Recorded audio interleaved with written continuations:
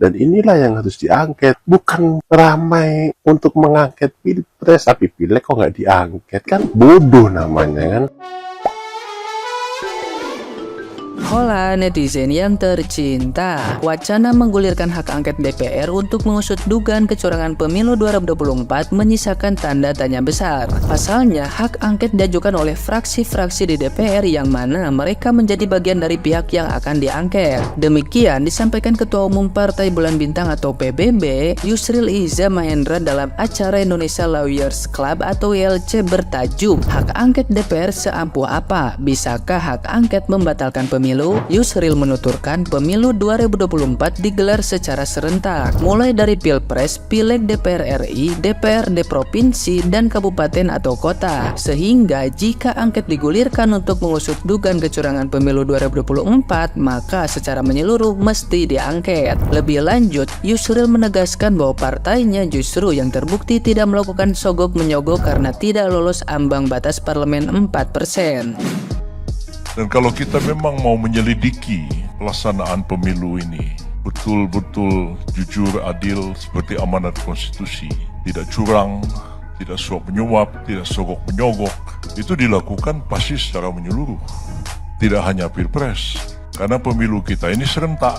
Pilpres, kemudian DPR, DPR Provinsi, DPRD, DPRD Kabupaten Kota, DPD.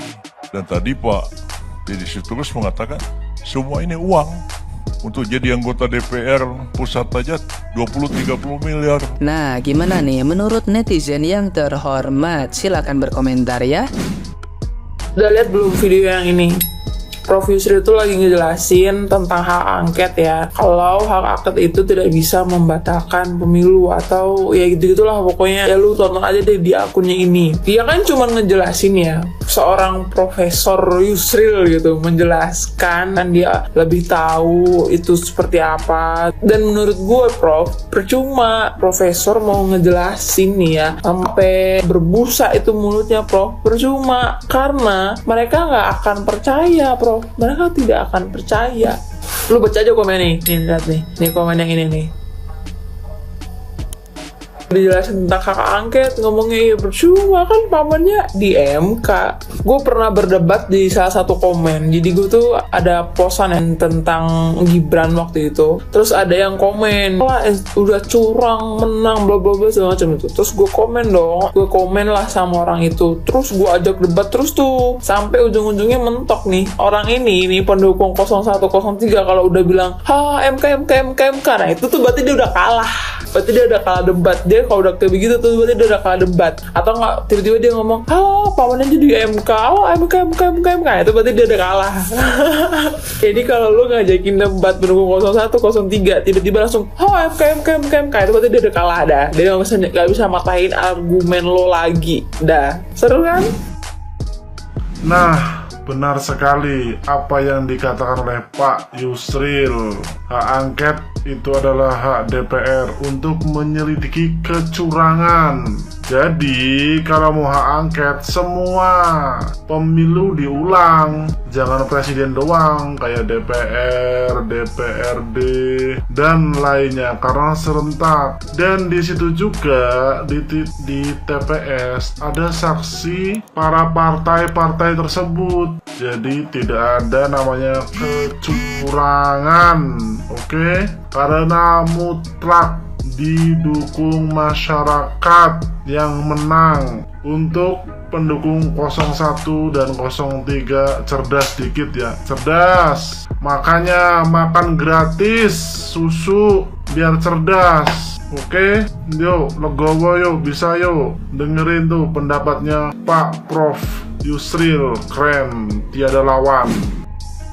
Saya sangat sepakat dengan Bapak Yusril. Jika memang anggota Dewan yang terhormat mau mengajukan hak angket menyelidiki kecurangan pemilu, jangan hanya Pilpres doang dong, Pileg juga. Berani nggak Pak? Hah? Berani nggak? Karena pada faktanya kecurangan yang paling besar itu ada di Pileg. Para caleg DPRD Kabupaten, Provinsi RI, aduh pakai ini semua Pak. Itu nyata dan fakta. Saya lo mendapatkan 100.000 Kalau caleg itu nggak pakai ini, nggak jadi Pak. Wes, gini wes, saya tantang untuk semua anggota DPR, anggota parlemen yang nuduh pilpres itu curang. Bapak sendiri, caleg-caleg itu juga diselidiki kecurangannya. Berani nggak? Berani nggak Pak? Ayo sudah.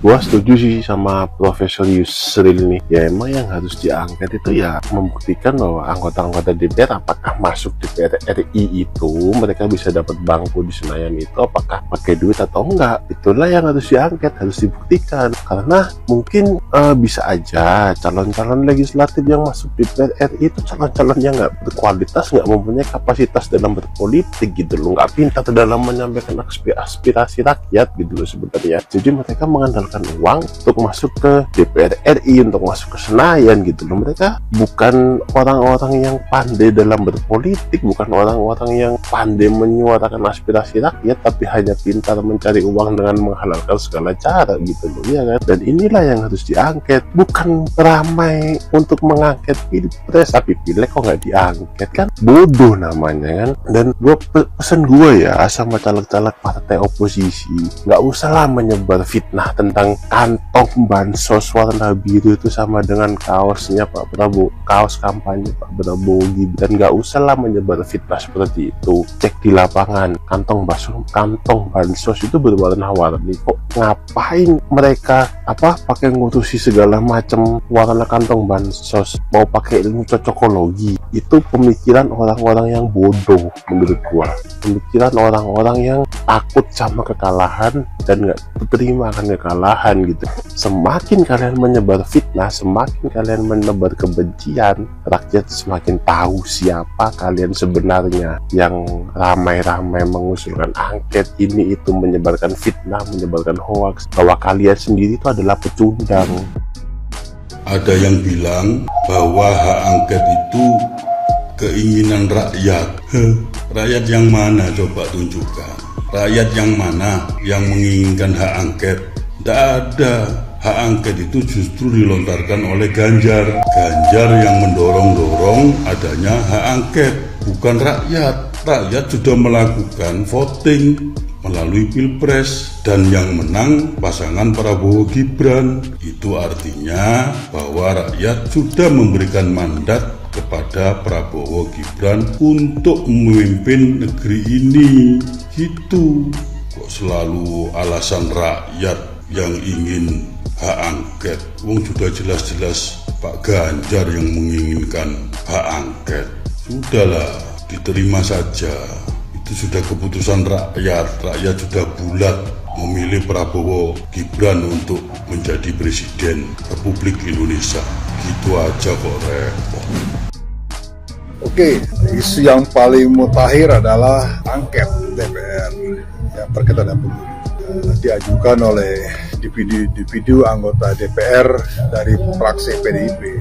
Saya kira keliru itu ya. Harusnya perselisihan pemilu bukan melalui angket, problematik pemilu angket, tapi melalui MK kalau itu pelanggaran perolehan suara, atau melalui Bawaslu kalau itu adalah pelanggaran sifatnya administratif.